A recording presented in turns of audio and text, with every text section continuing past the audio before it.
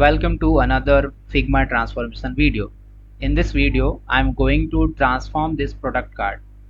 Looking at the current design, I feel like it takes up way too much space and some of the elements could be rearranged in a much cleaner way. So let's transform it. First, I will duplicate the card so we can compare the before and after versions later. Now let's start simplifying it. I'll remove the unnecessary details from here, including the name, price, ratings, because we are going to rearrange these elements. Next, I will move the content toward the right side of the image, and I will also move the add button below the image, which will give the card a cleaner structure. Now let's work on the text. I will left align the product name, price and rating to make everything easier to scan. For the rating, I think it would look better if it was placed right next to the price. So I will move it over here. I will also move the description slightly upward to make better use of the available space. And now let's make the product name bold so it immediately catches the user attention. Now let's improve the rating section. I will search for a star icon in Figma with Iconify elements. If you don't know what is Iconify, let me know in the comments. I will help you.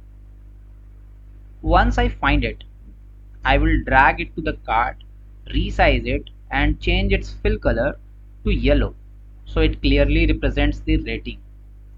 Moving on to the description. The description might be longer than 2 lines, right? So instead of showing everything, I will add more at the end.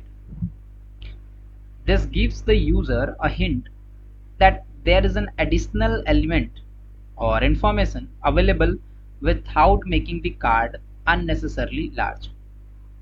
Now let's resize the add button so that it fits better with the image and the overall card layout. I will also add some rounded corners to make the card feel more modern. Next, let's improve the customization option. Instead of keeping a large customization button, I will place it beside the description and change the text to simply customize. Now I will change its fill color to black and reduce the opacity to 50% around. And to make it more recognizable, I will add a settings icon.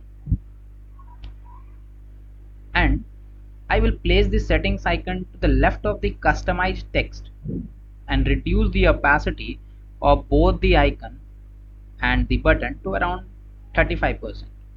So it does not compete with the main add button. Finally, let's improve the add button.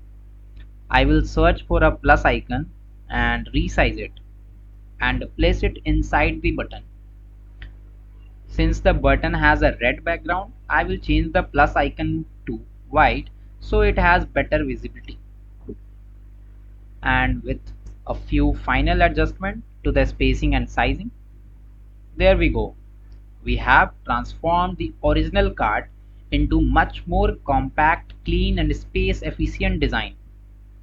And now I want to know from you, which version do you prefer, the before or the after?